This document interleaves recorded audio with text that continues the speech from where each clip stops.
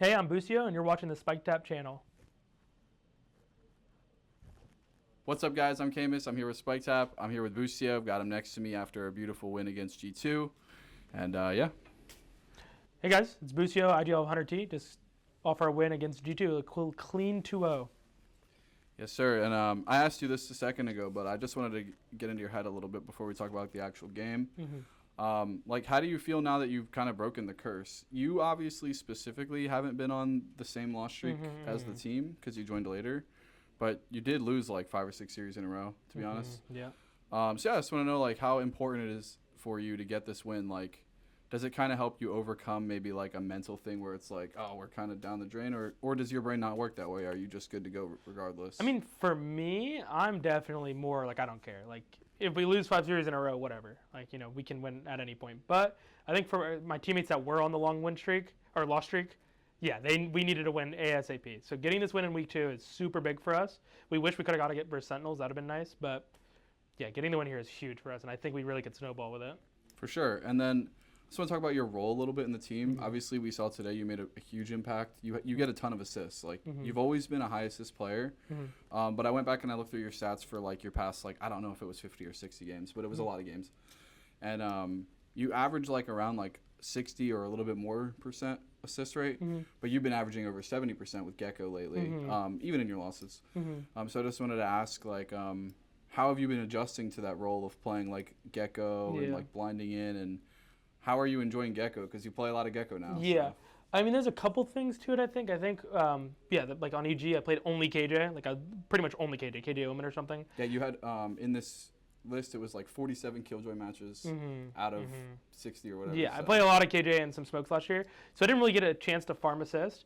But on initiators like Gecko, you can get a lot more assists because your util helps your team, like your flash, your molly, your ulti. So that gives you a lot of assists. So that's why I probably have a little bit more. But it is a little bit of a stylistic change because on KJ I was like an entry still, even though I was a sentinel.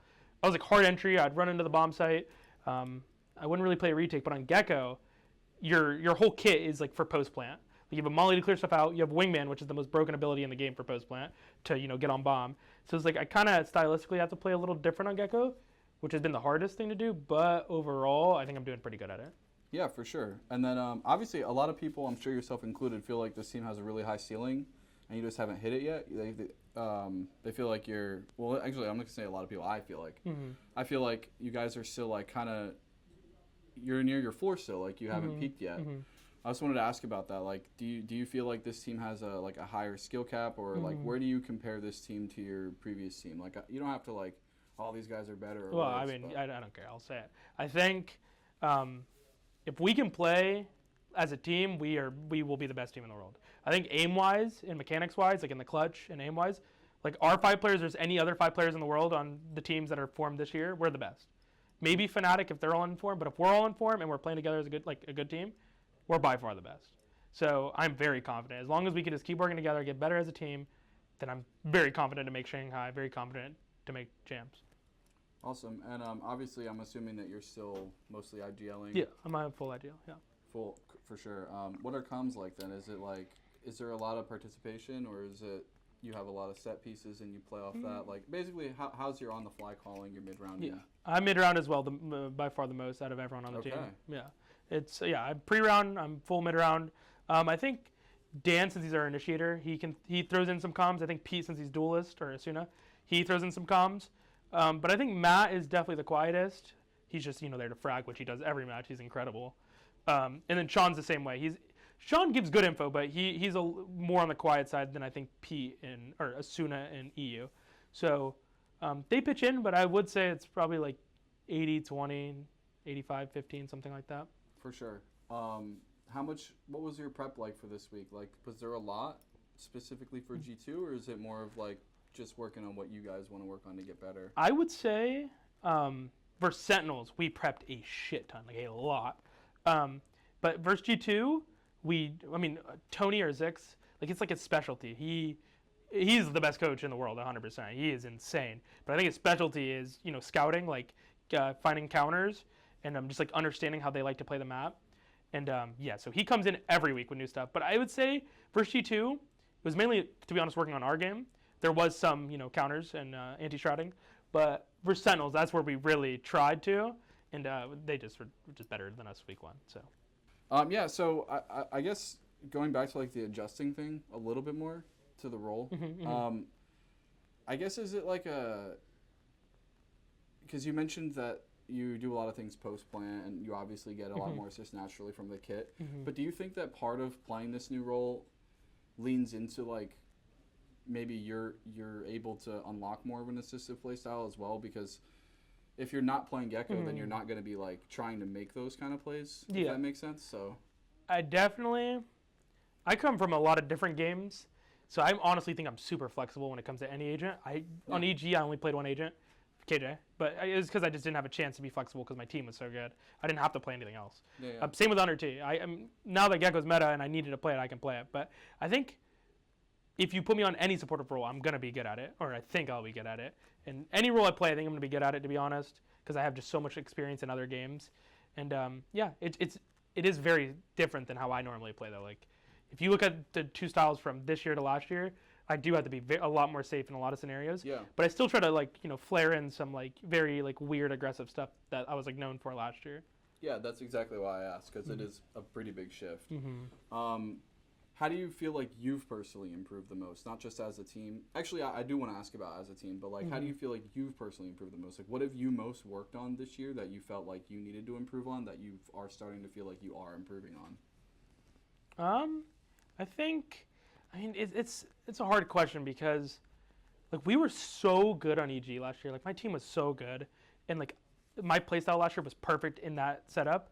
So just transitioning to a different playstyle on Honor T, I still do what I do, but it's a little weird. So I guess the most thing I've improved on is just playing fundamental, playing a little more safe, not dying when I shouldn't.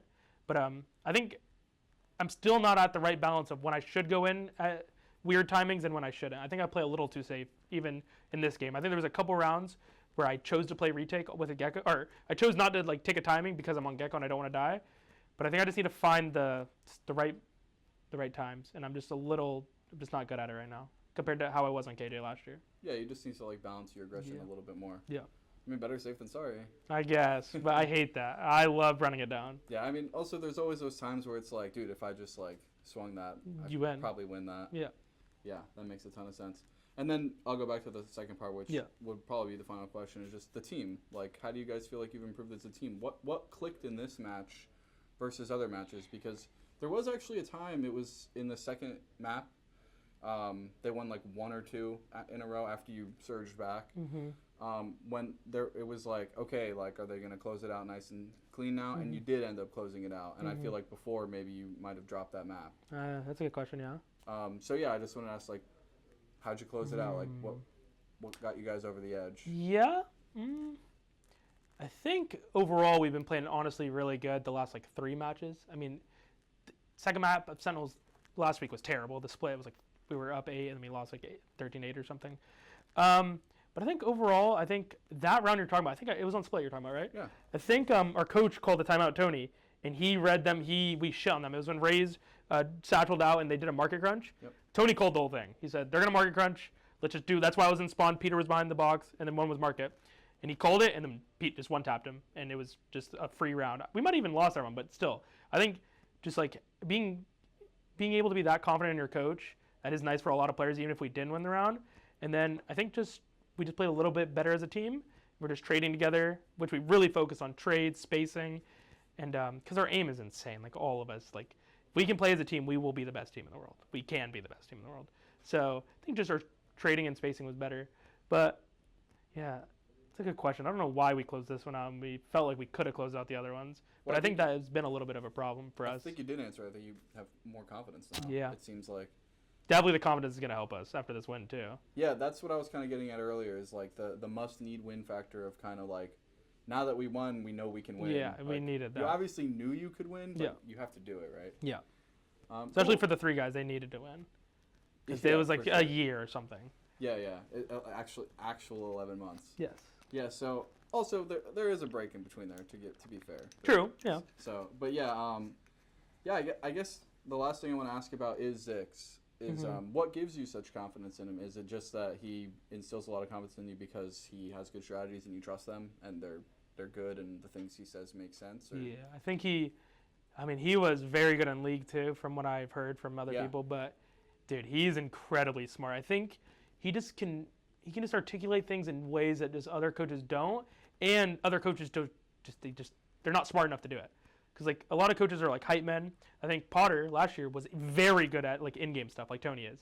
So that's why I think we were really good, because Potter is very smart like in-game stuff. So having another coach like that with Tony, it does help me a lot, because I can really rely on him. If I have questions, if I'm not confident in like a call or confident in the setup on defense, I can really trust him. And let me mention Mike too, because Mike is also very intelligent. Mike is another not a hype man. He's very like involved in the game.